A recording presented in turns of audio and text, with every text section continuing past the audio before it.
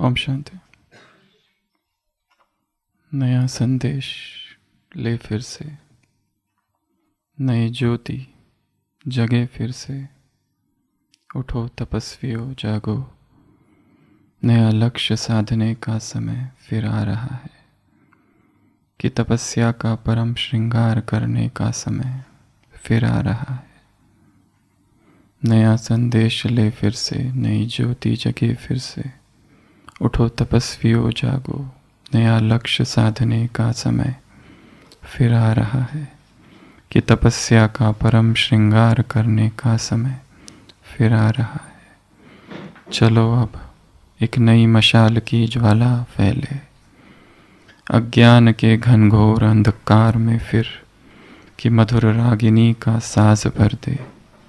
सन्नाटों से भरी वीरानियों में फिर भटकती आत्मज्योति, निशा के बाद हरदम ही सूरज आता रहा है। यह जीवन की गति रही है, मैले पंख में ही पंकज खिलते रहे हैं। असंभव होने पर भी हृदय में संभव की आशाएं जीत की हरदम जलती रही है। असंभव आज का सच है, संभव तो होना है फिर भी। उठो वैरागियों, नवक्रांति का सूत्रपात करने का समय फिर आ रहा है कि साधना की कठोर झनकार करने का समय फिर आ रहा है। नया संदेश ले फिर से, नई ज्योति जगे फिर से। उठो तपस्वियों जागो, नवलक्ष्य साधने का समय फिर आ रहा है कि तपस्या का परम श्रृंगार करने का समय फिर आ रहा है।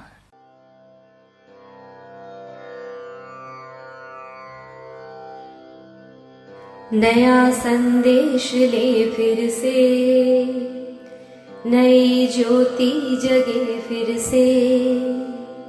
नया संदेश ले फिर से, नई ज्योति जगे फिर से। उठो तपस्वियों जागो, उठो तपस्वियों जागो, नया लक्ष्य साधने का समय फिर आ रहा है कि तपस्या का परम श्रृंगार करने का समय फिर आ रहा है। चलो अब एक नई मशाल की ज्वाला फैले, चलो अब एक नई मशाल की ज्वाला फैले। अज्ञान के घनघोर अंधकार में फिर कि मधुर रागिनी का साज भर दे। सन्नाटों से भरी वीरानियों में फिर भटकती आत्मज्योति, भटकती आत्मज्योति। निशा के बाद हरदम ही सूरज आता रहा है। यह जीवन की गति रही है, मैले पंख में ही पंकज खिलते रहे हैं। मैले पंख में ही पंकज खिलते रहे हैं। असंभव होने पर भी हृदय में संभव की आशाएं जीत की जलती रही है। असंभव होने पर भी हृदय में संभव की आशाएं हरदम जलती रही है। असंभव आज का सच है, असंभव आज का सच है, संभव होना है फिर भी। उठो वैरागियों, उठो वैरागियों, नव क्रांति का सूत्रपात करने का समय फिर आ रहा है। उठो वैरागियों, नव क्रांति का सूत्रपात करने का समय फिर आ रहा है कि साधना की कठोर झनकार करने का समय फिर आ रहा है। नया संदेश ले फिर से, नई ज्योति जगे फिर से। उठो तपस्वियों जागो, उठो तपस्वियों जागो, नया लक्ष्य साधने का समय फिर आ रहा है, कि तपस्या का परम श्रृंगार करने का समय फिर आ रहा है, फिर आ रहा है, फिर आ रहा है।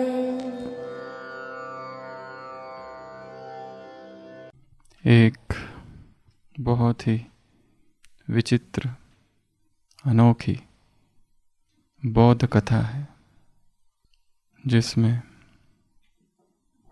एक दिन एक अत्यंत सुंदर रूपवती स्त्री किसी शहर में प्रकट होती है। वो कहाँ से आई, उसका नाम क्या है, वो कौन है, कोई नहीं जानता। पर जैसे ही वो स्त्री वहाँ आती है, कई लोग उसके इर्द गिर्द इकट्ठा हो जाते हैं। उसमें से कई जवान होते हैं, नवयुवक, और वो सभी कहते हैं कि मुझे तुमसे शादी करनी है। किसी को ये जानने की उत्सुकता नहीं है ये है कौन, ये कहाँ से आई, इसका नाम क्या है। पर वो सारे नवयुवक कहते हैं कि मुझे तुमसे शादी करनी है। ऐसे वो लगभग 300 लोग होते हैं। तो वो स्त्री कहती है, मैं हूं एक, तुम हो 300, मैं तो एक ही से शादी करूंगी। तो एक काम करते हैं, तुम में से जो कल सुबह तक अर्थात 24 घंटों में जो बुद्ध की वाणी है, शाक्य मुनि की जो वाणी है, जिसे कमल सूत्र, लोटस सूत्र कहा जाता है, वो यदि कोई कंठ करके आ जाए तो मैं उसके साथ विवाह करूंगी। बुद्ध की जितनी शिक्षाएं हैं, उसका जो सार रूप है, जिससे संपूर्ण निर्वाण को प्राप्त किया जा सकता है, वो सारा संकलन धम्मपद से लोटस सूत्र, बहुत लंबा है वो, उसमें है। वो 300 युवक फटाफट घर जाते हैं, क्योंकि प्रेम एक मादकता है, एक नशा है, इन्फैचुएशन। उसमें व्यक्ति में असीम ऊर्जा आ जाती है। न खाते हैं न पीते हैं, दिन रात भर जाग कर अध्ययन करते हैं। और उन 300 में से 10 ऐसे होते हैं कि जो वो पूरा कंठ करके उस स्त्री के पास पहुंच जाते हैं।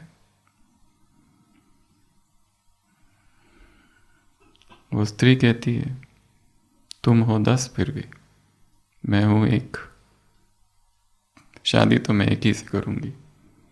ऐसा करते हैं कि तुमने कंठ तो कर लिया, परंतु ये बहुत बौद्धिक है, मैकेनिकल है, समझा कहाँ। अगर 24 घंटों में तुमने ये जो कमल सूत्र पढ़े या कंठ किए, उनको यदि तुम समझ लो और समझा सको, ऐसा अगर कोई हो तो मैं उससे शादी करूंगी। तो ये तीनों भी फिर जाते हैं और रात भर समझने में लग जाते हैं ये है क्या। और दूसरे दिन 3 पहुंचते हैं। पहले 300 थे, अब 3 बचे हैं। वो स्त्री कहती है, तुम हो 3, मैं हूं 1, शादी तो मैं एक ही से करूंगी। तुमने कंठ भी कर लिया, तुमने समझ भी लिया, परंतु केवल कंठ कर लेना और समझ लेना पर्याप्त नहीं है। जीवन में कितना धारण किया है, जीवन कितना बना है, तुम्हारे जीवन से वो परिलक्षित हो। ऐसा यदि कोई हो और 24 घंटों में ये कर दो तो मैं उससे शादी करूंगी। वो तीनों जाते हैं और अगले दिन 1 पहुंचता है केवल, और उसने अपने जीवन में उसको धारण कर लिया है। और वो स्त्री कहती है कि हाँ तुम योग्य हो और तुमसे मैं शादी करूंगी। और वो उसे फिर अपने माता पिता से मिलने ले जाती है और उसके माता पिता वहाँ पर खड़े हुए हैं और वो कहती है ये मेरे पिताजी है, ये माता जी है, आप इनसे बातें करो। और वो सामने निकल जाती है। सामने एक महल है और उस महल में वो प्रवेश करती है। उसके माता पिता उस युवक से बात करते और बहुत खुश होते और फिर बाद में कहते अब तुम्हारी उससे शादी हो गई है, वो तुम्हारा महल में इंतज़ार कर रही है, जाओ उसके पास। और वो जाता है उस महल में। उस महल में वो प्रवेश करता है। अभी अभी उसने देखा था वो स्त्री उस महल में प्रवेश कर रही है और वो उसी के पीछे जाता है। और जैसे ही वो महल में प्रवेश करता है, महल में कोई भी नहीं है। वो सब जगह खोजता है पर कोई भी नहीं है। फिर एक दरवाज़ा दिखता है महल के पीछे की ओर, जो कि बाहर जा रहा है। उसे लगता है शायद वो इस दरवाजे से बाहर चली गई और बाहर देखता है तो वाकई वहाँ पर पदचिन्ह है और वहाँ एक बगीचा है। उस पदचिन्ह को देखते देखते, फॉलो करते करते, अनुगमन करते करते वो आगे बढ़ते जाता है। परंतु वो स्त्री कहीं नहीं दिखती, उसके पदचिन्ह है। और चलते चलते वो पहुंच जाता है एक नदी के पास, 1 मील की दूरी पर। और वहां नदी के पास उसे जूते मिलते हैं उसी स्त्री के, वही स्वर्णिम जूते। वो वहां जाके खड़ा होता है। नदी है, वो जूते हैं। और फिर वो पीछे मुड़कर देखता है और पीछे मुड़ के जैसे ही देखता है, ना तो वो घर है, ना तो वो रास्ता है, ना तो वो पदचिन्ह है, ना ही वो बगीचा है, ना ही उसके वो पिता है, वो ना माँ है, ना वो घर था, कुछ भी नहीं था। एवरीथिंग डिसअपियर्ड, सब कुछ अदृश्य हो गया। फिर वो इस ओर मुड़ता है, ना वो नदी है, ना वो जूते हैं।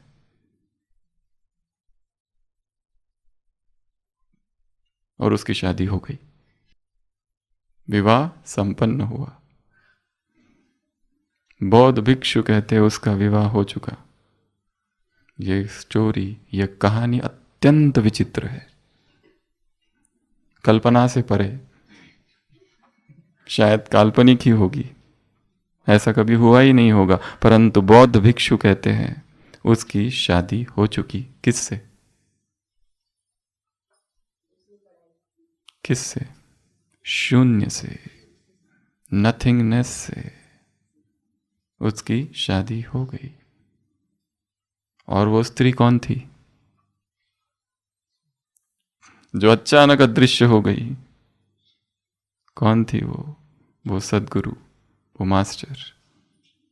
मास्टर धीरे धीरे शिष्य को ले जाता है।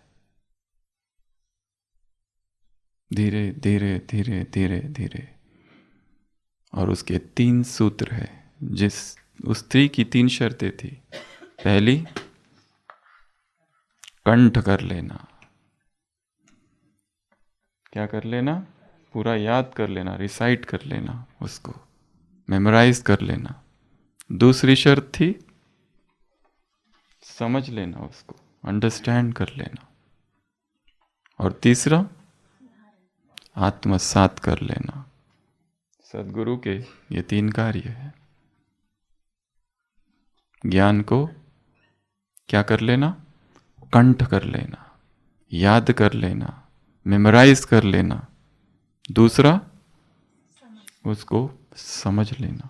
और तीसरा, उसको आत्मसात कर लेना। और जब ये 3 कार्य होंगे तब विवाह होगा उस परम से। जब ये 3 कार्य होंगे तब वो अनुभूति होगी, जिस अनुभूति में सब कुछ नष्ट हो जाएगा, सब कुछ गिर जाएगा, सब कुछ खो जाएगा। वो जो अब तक पकड़ के थे, वो जो अब तक समाये हुए थे अपने अंदर, वो जो आसक्तियाँ थी, वो जो वासनाएं थी, वो जो विकार थे, वो जो विकर्म थे, वो जो व्यर्थ था, वो जो नकारात्मक था, वो जो जरूरी नहीं था, अभी अभी इंग्लिश क्लास में बहुत सुंदर वाक्य हमने सुना, यदि एक हाथी की मूर्ति बनानी है तो क्या करना है? वो सब छन्नी से हटा दो जो हाथी नहीं है। यदि हाथी की मूर्ति बनानी है तो क्या करना पड़ेगा? छन्नी से वो सब हटा दो जो जो हाथी नहीं है, जो अनअसेंशियल है, जो व्यर्थ है, जो निरर्थक है, उस सब को जीवन से हटा देना, ताकि वो रह जाए जो सार है, जो जरूरी है। और अध्यात्म के इस पथ पर सतर्कता अनिवार्य है। अध्यात्म के इस पथ पर एक ही चीज अनिवार्य है, वो कौन सी? सतर्कता, जागरण, निरंतर जागे रहना। हमारा मेडिटेशन आंखें बंद करके किया हुआ मेडिटेशन नहीं है, क्योंकि ये मेडिटेशन केवल एक समय, एक स्थान पर, किसी विशिष्ट परिस्थिति में किया हुआ मेडिटेशन नहीं है। निरंतर है, सहज है, स्वतः है, स्वाभाविक है।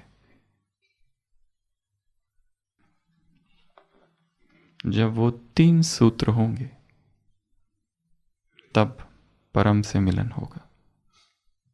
मैरिड टू नथिंगनेस, उसी को कहा गया ब्राइड्स ऑफ क्राइस्ट, उसी को कहा गया गोपी वल्लभ की गोप गोपिया। और फिर वो जो व्यक्ति होता है वहां खड़ा होता है और जोर से हंसने लगता है जब वो देखता है सब कुछ अदृश्य हो गया। ना जूते रहे, ना वो नदी रही, ना तो वो बगीचा रहा, ना वो रास्ता रहा, ना पद चिन्ह रहे, ना वो घर रहे, ना वो स्त्री रही, ना उसके माँ बाप रहे। सब कुछ खो गया। जब सब खो जाए और केवल हम बच जाए, अकेली आत्मा हो जाओ। कुछ दिन पहले मुरली में आया था, धारणा के लिए मुख्य सार, अकेली आत्मा हो जाओ और बाप को याद करो। जब ऐसी अवस्था आ जाए तब याद एकाग्र हो जाती है, एक रस हो जाती है, स्वतः हो जाती है। तो आज से हम एक नई साधना आरंभ कर रहे हैं। नया संदेश ले फिर नई ज्योति जगे फिर से, उठो तपस्वियों जागो, नया लक्ष्य साधने का समय फिर आ रहा है, कि तपस्या का परम श्रृंगार करने का समय फिर आ रहा है। नया लक्ष्य हो, नई तपस्या हो, नई साधना हो, नया संदेश हो, नई ज्योति फिर से जगे, फिर से नई तपस्या। चलो अब एक नई मशाल की ज्वाला फैले अज्ञान के घनघोर अंधकार में फिर, कि मधुर रागिनी का साहस भर दे सन्नाटों से भरी वीरानियों में फिर। भटकती आत्म ज्योति निशा के बाद हरदम ही सूरज आता रहा है। जीवन की यह गति रही है, मैले पंख में ही पंकज खिलते रहे हैं।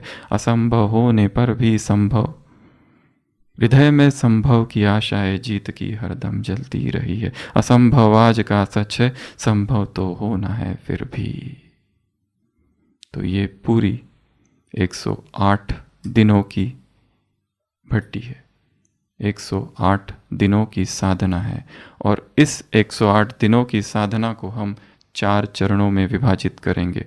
पहला चरण 30 दिन का, दूसरा चरण 30 दिन का, तीसरा चरण 27 दिनों का, और अंतिम और चौथा चरण 21 दिनों का। ऐसे 4 चरणों में ये साधना, ये उपासना, ये भट्टी होगी। उठो वैरागियों, नवक्रांति का सूत्रपात करने का समय फिर आ गया, कि साधना की कठोर झनकार करने का समय फिर आ गया। सुबह की अव्यक्त वाणी, तुम हो डबल लाइट। डबल लाइट अर्थात ऊंचे, डबल लाइट अर्थात ऊपर, डबल लाइट अर्थात हल्के, नीचे नहीं ऊपर। तीव्र पुरुषार्थ का समय अब है, तीव्र पुरुषार्थ का समय अब है। पार्टियों से मुलाकात, समय कम है और मंजिल श्रेष्ठ है। क्या कहा बाबा ने? समय कम है और मंजिल श्रेष्ठ है। 3 दिन पहले साकार मुरली थी। इस एक जन्म में क्या भस्म करना है? 63 जन्मों के किए हुए विकर्म। एक जन्म में इतना बड़ा काम करना है। सतर्कता अनिवार्य है। नया संदेश ले फिर से, नई ज्योति जगे फिर से। तो आज भट्टी के इस प्रथम चरण में प्रवेश करते हैं। इसमें केवल 2 ही नियम तो नहीं कहेंगे, 2 बातें हैं। एक तो बाबा का कोई एक महावाक्य हम लेंगे और उसमें ये 3 सूत्र अप्लाई करेंगे। सबसे पहला, उसे कंठ कर लेना।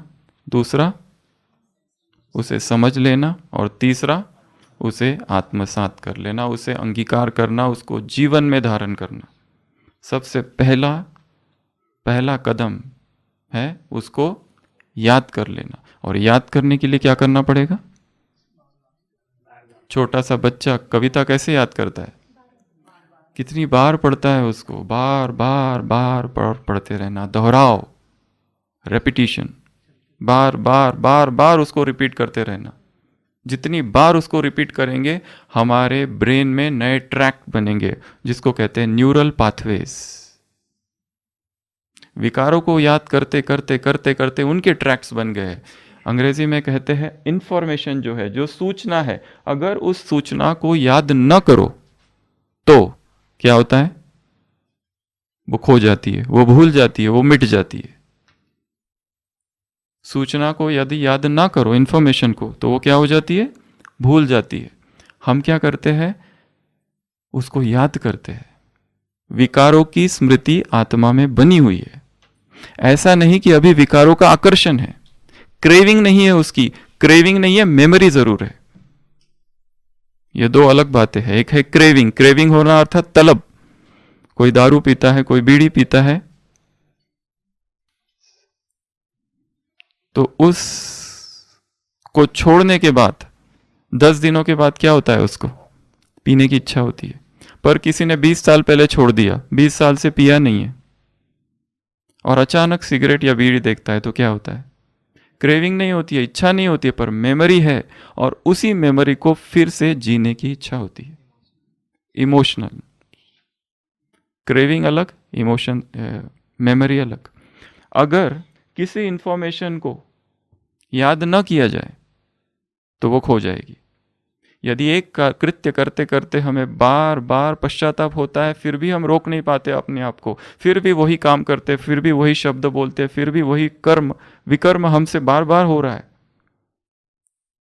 और फिर से वैसी परिस्थिति आती है और फिर से हम उसको करते, कारण क्या है? मेमोरी है उसकी। आत्मा में संस्कार बना हुआ है, क्योंकि तुमने उसी बात को 10 बार किया है, इसलिए 11 बार पता है कि वो गलत है, वो नहीं करना चाहिए। 10 बार सफर किया है, दुख प्राप्त किया है, 11 बार फिर दुख तुम मिलेगा, परंतु फिर भी रोक नहीं पाते। परंतु क्या करे, उसकी मेमोरी है।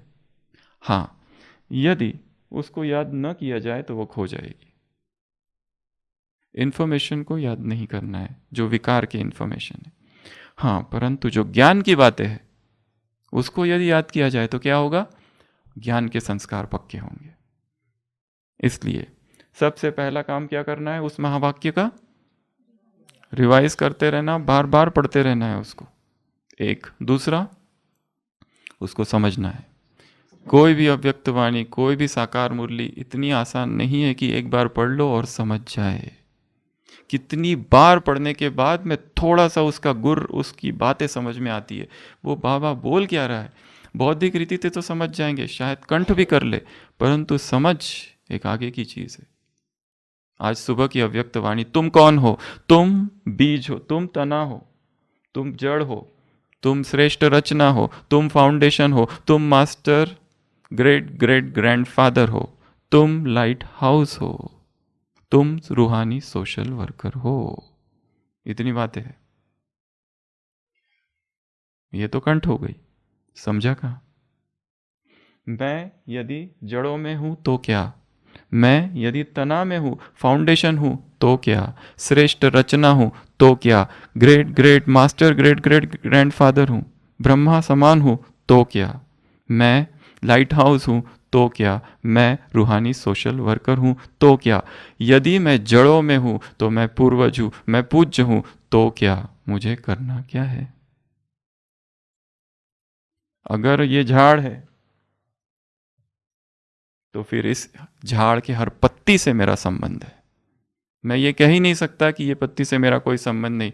बाबा ने पूछा है किसके कल्याणी बने हो? केवल सेंटर के, केवल संबंध संपर्क वालों के नहीं। इस झाड़ की एक एक पत्ती के से तुम्हारा संबंध है, तुम्हारा कनेक्शन है। तुम्हारा कर्तव्य, तुम्हारी फर्ज अदाई, तुम्हारा काम, तुम्हारा दायित्व एक ही है, और वो है एक ही शब्द, पालना करना। तो आज सारे दिन भर इसको समझना, पालना करना अर्थात क्या? What is to give sustenance. तुम पालनहार हो, तुम्हें पालना करनी है, तुम्हें परवरिश करनी है, ये फर्ज अदाई है तुम्हारी। तुम्हें भरण पोषण करना है, भरण पालन करना है, लालन पालन करना है सृष्टि की आत्माओं का। एक भी आत्मा ऐसी नहीं कि तुम ये कह सकते हो कि इससे मेरा संबंध नहीं है। सभी से कनेक्शन है हमारा, क्योंकि हम जड़ों में है, क्योंकि हम फाउंडेशन है, क्योंकि हम तना है, क्योंकि हम great great master, great great grandfather है, क्योंकि हम रूहानी सोशल वर्कर है, क्योंकि हम पूर्वज है, क्योंकि हम पूज्य है। आदि में, अनादि में ये सब हमारे कर्तव्य है। तो सबसे पहला काम मुरली को पढ़ना, इतनी बार पढ़ना कि वो कंठ हो जाए। ये कार्य असंभव है। 3 नवंबर 2022 स्लोगन। दृढ़ता की शक्ति से क्या हो जाएगा? असंभव भी संभव होगा। 3-4 दिनों पहले, पिछले रविवार, वरदान, असंभव सफलता क्या हो जाएगी? संभव सफलता में परिवर्तित हो जाएगी। तो पहला सूत्र कंठ कर लेना, दूसरा सूत्र समझ लेना, और तीसरा सूत्र फिर आत्मसात कर लेना, अंगीकार कर लेना, वो जीवन में लक्षित हो, जीवन में दिखाई देने लगे। और ये सारे कार्य इतने आसान नहीं है, बड़े कार्य है। तो हर दिन हम बाबा के कुछ महावाक्य लेंगे जो हमको पूरा याद कर लेना है, समझना है, और सारे दिन भर उसका स्वरूप बनने का अभ्यास करना है। आज के महावाक्य 23 जनवरी 74 की अव्यक्त वाणी। अपना आप प्रोग्राम बनाओ, स्वयं ही स्वयं की उन्नति करो। प्रोग्राम बनेगा तो कर लेंगे, यह भी आधार मत रखो। भट्टी बनेगी तो 3 दिन अच्छे बीतेंगे, इसमें तो संगठन का सहयोग मिलता है, लेकिन यह आधार भी नहीं। कहीं कभी सहयोग मिल सकता है और कभी नहीं भी मिल सकता है। अभ्यास निराधार का होना चाहिए। तो आज याद रखने की पॉइंट कौन सी है? अभ्यास निराधार का होना चाहिए। अगर चांस मिल जाता है तो अच्छा ही है, न मिलने पर भी अभ्यास से हटना नहीं चाहिए। प्रोग्राम के आधार पर अपनी उन्नति का आधार बनाना यह भी कमजोरी है। यह तो अनादि प्रोग्राम मिला हुआ है, यह क्यों नहीं याद रखते हो? हर वक्त भट्टी में रहना, यह तो अनादि प्रोग्राम है ना। अच्छा, first step memorise, second step understand, third step imbibe. अभ्यास किसका करना है? निराधार का। तो ये सबसे पहला काम है जो आज करना है। जहां जहां हमने आधार बना रखे हैं, जहां जहां सपोर्ट बना रखे हैं, वो सारे सपोर्ट गिर जाए। क्यों गिर जाए? इन सपोर्ट जो हमने लिए हुए, जो किनारे हमने लिए हैं, उनमें प्रॉब्लम क्या है? सबसे पहले तो वो धोखेबाज है। आज सुबह की अव्यक्त वाणी लास्ट लाइन, आज सुबह का वरदान लास्ट लाइन। माया में क्या है? रौनक बहुत है, और रौनक क्या करती है? धोखा देती है। रौनक क्या करती है? धोखा देती है। जितने आधार है, वो व्यक्ति हो सकता है, वो वस्तु हो सकता है, वो सब धोखा देंगे। हमारा योग भी निराधार होना चाहिए। आधार है तो बहुत अच्छा, ट्रांसलाइट है, कैस्केट है, सॉन्ग है, रेड लाइट है, सोफा है, सब कुछ है, बाबा का कमरा है, मधुबन है। एक दिन कुछ भी नहीं रहेगा। निराधार, चिरा चिरा जुडला माझा, मीच माझा संग झालो। सब कुछ हट गया और मैं ही खुद अपना संग हो गया। निराधार अभ्यास किसका करना है? निराधार का। योग में निराधार, ज्ञान चिंतन में भी निराधार। कोई क्लास है, क्लास सुनने के बाद हमको उमंग उत्साह आता है, अच्छी बात है। एक दिन होगा ना क्लास होगी ना कुछ होगा, सब कुछ बंद हो जाएगा, कुछ भी नहीं होगा, कुछ भी नहीं। केवल मैं, एक अकेली आत्मा बच जाएगी। जितने आधार बना रखे वो सारे आधार खो जाए। ना ज्ञान में कोई आधार, ना योग में कोई आधार, ना सेवा में कोई आधार। कोई साथी है तो सेवा हो सकती है, वो नहीं तो सेवा नहीं होती, अच्छा नहीं लगता है। अकेले होने का अभ्यास करना है। तो सबसे पहला प्रॉब्लम, सबसे पहला आधार क्या है? अनित्य है। आधार कैसे है? चिरस्थाई नहीं है। आधार कैसे है? धोखेबाज है। आधार कैसे है? इल्यूजिव है, भ्रामक है। ऐसा भ्रम उत्पन्न होता है। कोई कहता है मैं तुम्हारे साथ हूं, हम दोनों साथ साथ पुरुषार्थ करेंगे, इस पुरुषार्थ के मार्ग में हम अकेले ही है। अकेले हो जाना ही साधना है वास्तव में। कल की साकार मुरली, स्वर्ग, परसों की साकार मुरली। स्वर्ग में ले जाने वाले को से लव नहीं रखते, किस से ले जाने वालों को लव रखते? नर्क में ले जाने वालों से। जो पाई पैसे की कमाई वाले हैं उससे लव ज्यादा है। बाप तुमको स्वर्ग का वर्षा देते, उससे लव कम है। तो सबसे पहला आज का अभ्यास है निराधार। क्या हो जाना है? निराधार। वो हमने कौन से आधार लेके रखे, अपनी खुद ही खोज करनी है। कौन से आधार लिए? तो आधार भ्रामक है। आधार की व्यर्थता का चिंतन करना है। क्या करना है? उसकी व्यर्थता का, फिर उसमें होने वाला वेस्टेज, टाइम, मनी, एनर्जी। एक व्यक्ति को दूसरे व्यक्ति में आसक्ति हो गई है, एक ब्रह्मा कुमार को ब्रह्मा कुमारी में, ब्रह्मा कुमार में आसक्ति हो गई है, और उसमें कितना समय जा रहा है? बातचीत करने में, फोन पर शेयर करने में, मैसेज करने में, डिस्कस करने में, चर्चा करने में। टाइम, मनी, एनर्जी तीनों ही वेस्ट हो रहा है। वो जो बंधन है उसका क्या सोचना है? उसमें वेस्टेज क्या है, उसकी व्यर्थता क्या है, वो कितना भ्रामक है, वो कितना झूठा है, वो कितना मिथ्या है। ऊपर से सच दिखाई दे रहा है परंतु वो है कैसा? झूठ, संपूर्ण असत्य।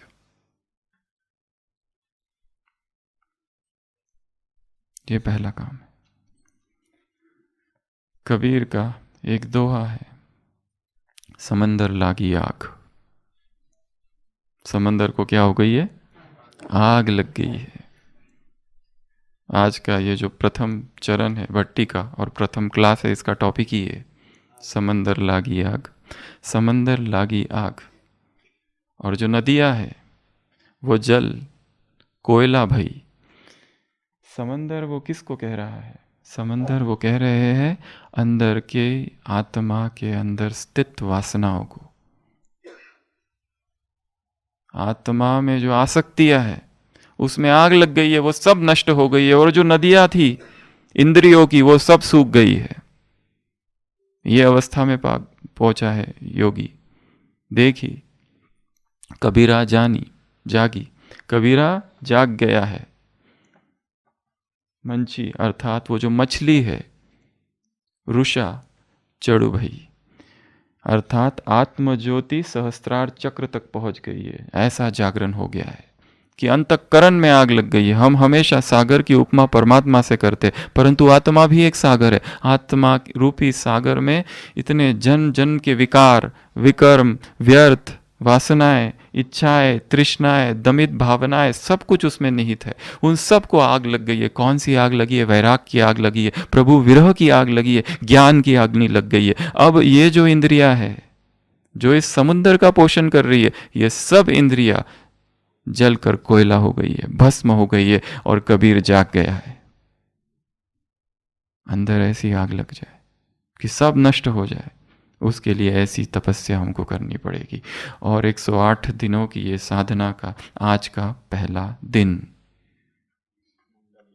और 30 दिनों का ये पहला चरण, 30 दिन, 27 दिन और 21 दिन, इन 108 दिनों में ऐसा कुछ करना है जो आज तक हमने कभी भी नहीं किया।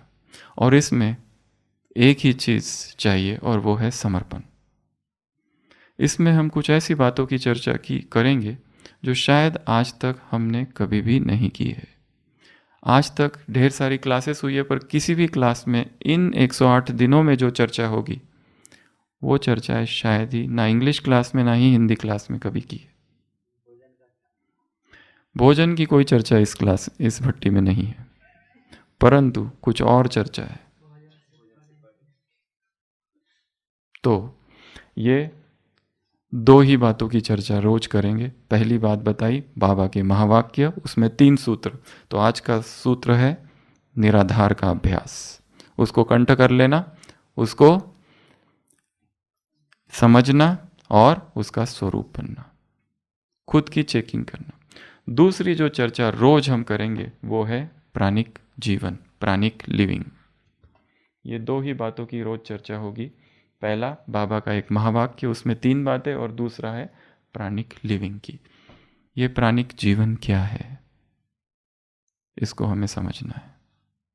ये एक नया जीवन है। सबसे पहले आज हम समझने की कोशिश करेंगे प्राण क्या है, प्राण किसे कहा जाता है। प्राण संस्कृत शब्द है, परंतु अंग्रेजी लोग इसको ज़्यादा प्रयोग में लाते हैं, भारत वाले इसे भूल गए। तो प्राण अर्थात एनर्जी, प्राण अर्थात ऊर्जा, प्राण अर्थात शक्ति, प्राण अर्थात तेज, प्राण अर्थात वो शक्ति जो सर्वव्यापक है। आत्मा सर्वव्यापक नहीं है, परमात्मा सर्वव्यापक नहीं है, परंतु प्राण सर्वव्यापक है।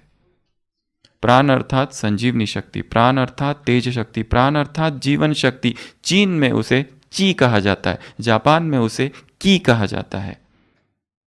अलग अलग देशों में अलग अलग नाम है। कोई देश उसे मना कहता है, कोई देश उसे इद कहता है, ओद कहता है, ऑर्गन कहता है, वाइटल फोर्स कहता है, कॉस्मिक रेडिएशन कहा जाता है, कॉस्मिक वाइब्रेशंस कहा जाता है, कॉस्मिक माइक्रोडस्ट कहते हैं, वाइटल फोर्स कहते हैं, यूनिवर्सल लाइफ फोर्स कहते हैं, वाइटल एनर्जी कहते हैं, ऑटो एनर्जाइजिंग पावर कहते हैं, द इन्फिनिट कहते हैं। अलग अलग नाम है, कितने नाम प्राण को दिए हुए हैं, असंख्य नाम है। संजीवनी शक्ति, जीवनी शक्ति, प्राण ऊर्जा, जीवन तेज। हमारे शरीर में ये ऊर्जा विद्यमान है और ऐसा कोई स्थान नहीं है इस संसार का जहां ये शक्ति नहीं है। ये शक्ति सर्वव्यापक है, यूबिक्विटस है। क्यों ऐसा लोग कहते हैं कि सुबह उठने के बाद थकान लगती है। हम रोज ओपीडी में लगभग 50 से 60 पेशेंट देखते हैं, उसमें से 50% बीके होते हैं, उससे भी ज़्यादा। और वो जो आते हैं वो सभी योगी, तपस्वी, मर्यादा, ज्ञान सब में चलने वाले होते हैं। रेगुलर अमृत वेला करने वाले, रोज मुरली सुनने वाले, सुनाने वाले, क्लास करने वाले, क्लास कराने वाले, सब कुछ होते हैं।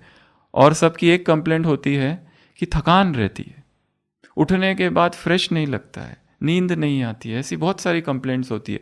ये सभी कंप्लेंट्स का एक ही कारण है, शरीर में प्राण शक्ति की कमी है। रिपोर्ट्स कराओ तो सारे ब्लड रिपोर्ट्स नॉर्मल, पर शरीर में थकान रहती है, शरीर में उमंग उत्साह नहीं रहता है, कुछ करने की इच्छा नहीं होती है, मन में उदासी रहती है, कहीं कहीं दर्द होते रहता है शरीर में। क्यों दर्द होता है पता नहीं चलता है, क्योंकि रिपोर्ट्स में कहीं कुछ भी नहीं आता है। कई लोग 2-2, 3-3 बार MRI, एंजियोग्राफी सब कुछ करा चुके हैं और फिर भी कहते हैं और कुछ करना है तो बताओ। थकान लगती है, बस मजा नहीं आता है। क्यों? इसका एक ही कारण है, जीवनी शक्ति की कमी, ऊर्जा की कमी। तो ये पूरी 108 दिन की भट्टी में हम केवल एक ही शब्द पर काम करेंगे और वो शब्द है प्राण। इस प्राण को अपने शरीर में भरना है, अपनी आत्मा में भरना है, चेतना में भरना है। इतना भर देना है कि हमें बाह्य किसी चीज की आवश्यकता नहीं पड़ेगी। फिर प्राणिक न्यूट्रिशन, प्राणिक नरिशमेंट, इसको कहते हैं लिविंग ऑन लाइट, इसको कहते हैं ब्रेदारियन फिलॉसफी। ब्रेदारियन का संबंध खाना या न खाने से बिल्कुल भी नहीं है, इसका संबंध किसी और बात से है। ब्रेदारियन लाइफ अर्थात हायर कॉन्शियसनेस, अर्थात अपनी जीवनी शक्ति को इतना ऊंचा उठा देना, इतना ऊंचा कर देना कि सारे दिन भर में इतनी ऊर्जा भरी हुई है, इतनी ऊर्जा भरी हुई है, टंकी फुल है, उसमें क्या डाले अब और एक्स्ट्रा, इतनी ऊर्जा है, इतनी शक्ति है, मैं थक गया हूं, मुझे नींद आ रही है, ऐसे शब्द का प्रयोग ही खत्म हो जाएगा। इस पूरी भट्टी का उद्देश्य है प्राणिक ऊर्जा से आत्मा को, चेतना को भर देना।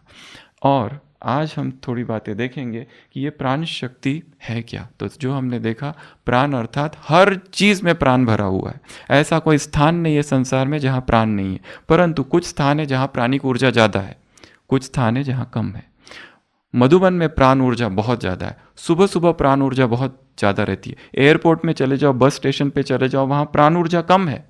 एक बंद कमरे में प्राण ऊर्जा कम है नहीं ऐसा नहीं है, परंतु कम है।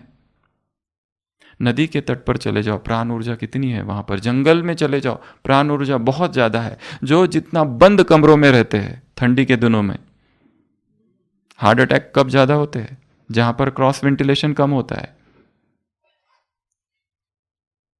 वहां पर संजीवनी शक्ति शरीर से ऐसे दौड़े कि हमको अगर आधी रात में भी कोई उठाए और कहे कि आबू रोड तक भाग कर जाओ, तो जा सको। इतनी ऊर्जा, मैं थक गया हूं, मुझे ये चाहिए, मुझे वो चाहिए, ये सब एडिक्शन है हमारे। ये धीरे धीरे हटते जाएंगे।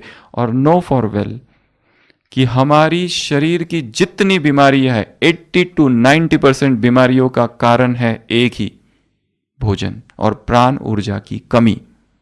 जब ये प्राण ऊर्जा भर जाएगी तो कभी भी कोई बीमारी हमें स्पर्श ही नहीं कर सकेगी। ना तो कभी कोई बीमारी आएगी, एक, ना बुढ़ापा का स्पर्श कर सकेगा, दो, तीसरा मृत्यु भी हमसे दूर रहेगी, चौथा थकान कभी नहीं होगी, पांचवा तापमान का हम पर असर कुछ भी नहीं होगा, हम एंजॉय करेंगे उसको।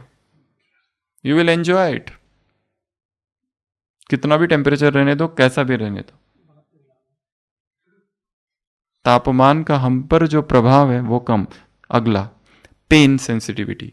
थोड़ा सी चोट लगती है तो कितना दर्द होता है, आ जाते भागते हुए, डॉक्टर साहब कोई पेन किलर दे दो। और हमारे पास गांव के लोग आते हैं, ग्रासीय लोग आते हैं, आदिवासी लोग आते हैं, बड़े बड़ी चोटें और घाव लेकर आते हैं। हम कहते कोई दर्द की दवाई दे, वो कहते हैं डॉक्टर साहब ऐसा तो कितना लगता रहता है। पेन सेंसिटिविटी कितना, उनको बिल्कुल इनसेंसिटिव है, कुछ फर्क नहीं पड़ता है उनको। और हम इतने ज्यादा कोमल नाजुक बेबी ना फीलिंग देवी हो गए कि शरीर की के दर्द को सहन नहीं कर सकते थोड़ा भी। वो सहनशीलता अपने आप बढ़ जाएगी। इस पूरी भट्टी के ये सारे परिणाम होंगे, सहज परिणाम। हम लाएंगे नहीं उन्हें, हम इनके पीछे बिल्कुल नहीं भागेंगे, वो हमारे पीछे आएंगे। ये इसका लक्ष्य होगा, ये इसका परिणाम होगा। तो ये जो प्राण है, इसके साथ हमें क्या क्या करना है 108 दिनों में। बहुत सारी बातें अपने आप होंगी, हम नहीं करेंगे, अपने आप होगी। कौन कौन सी बातें होगी? पहला, इस प्राण को खोजना है, कहाँ है ये, डिस्कवरी। दूसरा, गैदर, उसको एकत्र करना है, प्राण ऊर्जा को, प्राण शक्ति को। कहाँ से एकत्र करे? पहले उसकी खोज, फिर उसको एकत्र करना, फिर सर्कुलेट, पूरे शरीर में उसे घुमाना, ट्रांसमिट, उसको ट्रांसमिट कर सके, उसको उसका संचारण कर सके। अगला, उसको बदल सके, ट्रांसफॉर्म कर सके। जो कार्य हमें करना है उसमें उस तरफ वो एकाग्र कर सके। हमें गाड़ी सीखनी है, ड्राइविंग सीखनी है, कोई भाषा सीखनी है, अंग्रेजी सीखनी है, हिंदी सीखनी है, उस प्राण ऊर्जा को केवल हमको डायरेक्ट करना है, दिशा देनी है, गतिमान करना है डायरेक्ट। ब्रह्मचर्य को फिर से तीव्र करना है, अखंड करना है, केवल एक ही काम करना है, उस प्राण ऊर्जा की दिशा परिवर्तन करना। अगला, उस प्राण ऊर्जा को प्रोटेक्ट करना, उस प्राण ऊर्जा की रक्षा करना। अगला, उस प्राण ऊर्जा को प्यूरिफाई करना। अगला, उस प्राण ऊर्जा को यूनिफाई करना, जोड़ना, बदलना, ट्रांसफॉर्म करना, ट्रांसमिट करना, यूनिफाई करना, ये सारे कार्य जो है इसको कहा जाता है ऊर्जा की खेती करना। तो ऊर्जा के किसान बनना है, एनर्जेटिक फार्मर भव। ऊर्जा की खेती, एनर्जी कल्टीवेशन। एनर्जी कल्टीवेशन में ये सारी की सारी 12 बातें आ जाती है जो अभी बताई। Discover, gather, circulate, distribute, transmit, transform, protect, purify, unify, consolidate, एकत्र करना है। इतनी ऊर्जा हम में भरी रहे दिन भर में कि कभी नींद आ रही है, मुझे थकान हो रही है, मेरे यहाँ दर्द, मेरे वहाँ दर्द, मुझे अच्छा नहीं लगता है, ऐसा मेरे साथ ही क्यों होता है, उदासी लगती है, उमंग उत्साह ही नहीं रहता है कुछ चीजें करने के लिए। ऊर्जा के हम डायनामाइट बन जाए, ये इस भट्टी का लक्ष्य है। तो उसके लिए आज सुबह की अव्यक्त वाणी है, उसका क्या करना है? सबसे पहले अध्ययन। कब तक अध्ययन करो? जब तक कंठ ना हो जाए, शब्द शब्द याद ना हो जाए तब तक। कितनी बार पढ़ना पड़ेगा आशीष भाई इसके लिए? कमलेश भाई कितनी बार पढ़ना पड़ेगा मुरली को? वो आप डिसाइड करो। You design your pranic living. आपको खुद डिजाइन करना है कितनी बार मैं पढ़ूं इसको, परंतु परिणाम एक होना चाहिए, परिणाम मिलना चाहिए। रात भर का समय है, यदि शादी करनी है तो कन्या खड़ी है, कहां से आई उससे किसी को कोई लेना देना नहीं, बस शादी करनी है। अगर करनी है शादी तो रात भर बैठ के घोटते रहो, और उसके बाद में भी आ जाओ तो ये मत कहना कि शादी हो जाएगी, क्योंकि ऐसे घोटने वालों की कमी नहीं है। तोता रटन करने वाले पैरट्स बहुत है, वो सब आ जाएंगे। वो क्या कहेगी फिर? जिसने समझा है, फिर घर जाओ, अब उसको समझो रात भर, और उसके बाद भी समझ भी लिया फिर भी काम नहीं बनेगा। दिखाओ कि वो जीवन में है, हम पूर्वज है, हम पूज्य है, हम फाउंडेशन है, हम तना है, हम जड़े हैं, हम मास्टर ग्रेट ग्रेट ग्रैंडफादर है, हम रूहानी सोशल वर्कर है, ये हम सब है। तो हमारा कर्तव्य क्या, हमारी फर्ज अदाई क्या? हमें पालना करनी है, आत्माओं की पालना करनी है। कैसे करनी है? मुरली से ढूंढना। मुरली में थोड़ी बातें हैं, उसमें 100 बातें और ऐड करना अपनी चिंतन से। कैसे पालना करें आत्माओं की, ये सारा काम है आज का। और आज का जो अभ्यास है वो है निराधार का। जो आधार है उसकी व्यर्थता पर सोचना, उनको खत्म करना। और दूसरी जो बात बताई वो है प्राणिक लिविंग। तो प्राणिक पीपल बनना है, प्राणिक बीइंग बनना है। We are energy beings, we are beings of light. हमें किस चीज की आवश्यकता है जीवन में? कोई दौड़ रहा है, थकान हो जाती है। थकान होने के बाद क्या कहते हैं उसको? शक्ति आने के लिए क्या दिया जाता है? भोजन, आराम, sleep. Sleep is the source of energy. प्राण कहां से आता है? प्राण आता है, प्राण का सोर्स है मन, प्राण का सोर्स है परमात्मा, परमेश्वर, प्राणेश्वर। प्राण का सोर्स क्या है? ये 5 तत्व। प्राण का सोर्स है भोजन। प्राण का सोर्स क्या है? प्राण का सोर्स है नींद। उसकी हम आगे चर्चा करेंगे।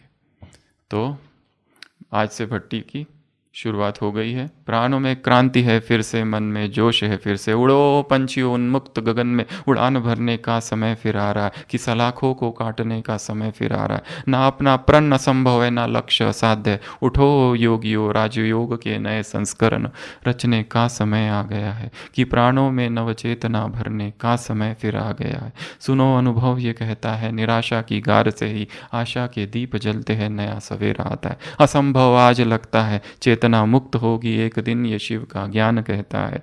आए हैं आज शिव साजन, महामिलन की है ये वेला। उठो ओ परवानों की, शिव क्षमा पर मिटने का समय फिर आ गया है, कि अंतस में प्रेम रस स्पंदित करने का समय फिर आ गया है। ओम शांति।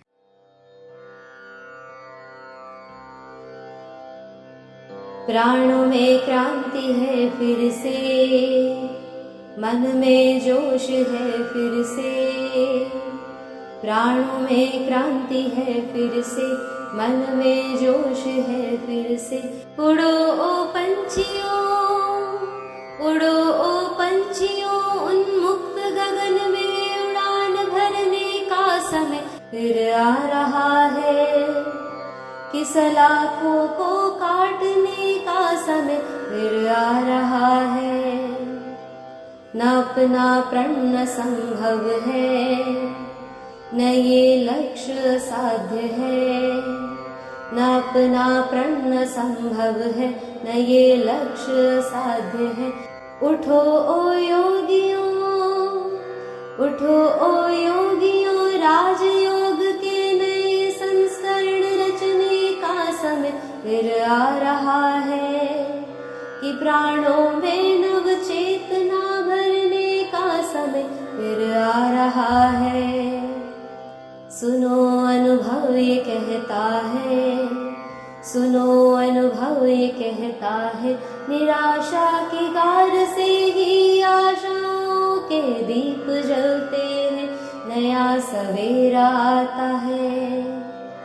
असंभव आज लगता है, असंभव आज लगता है, चेतना मुक्त होगी एक दिन निश्चित, ये शिव का ज्ञान कहता है। आए हैं आज शिव साजन, महामिलन की है ये वेला। आए हैं आज शिव साजन, महामिलन की है ये वेला। उठो ओ परवानों, उठो ओ परवानों की शिव क्षमा पर मिटने का समय फिर आ रहा है कि अंतस में प्रेम रस स्पंदित करने का समय फिर आ रहा है। नया संदेश ले फिर से, नई ज्योति जगे फिर से। नया संदेश ले फिर से, नई ज्योति जगे फिर से। उठो तपस्वियों जागो, उठो तपस्वियों जागो, नया लक्ष्य साधने का समय फिर आ रहा है कि तपस्या का परम श्रृंगार करने का समय फिर आ रहा है, फिर आ रहा है, फिर आ रहा है।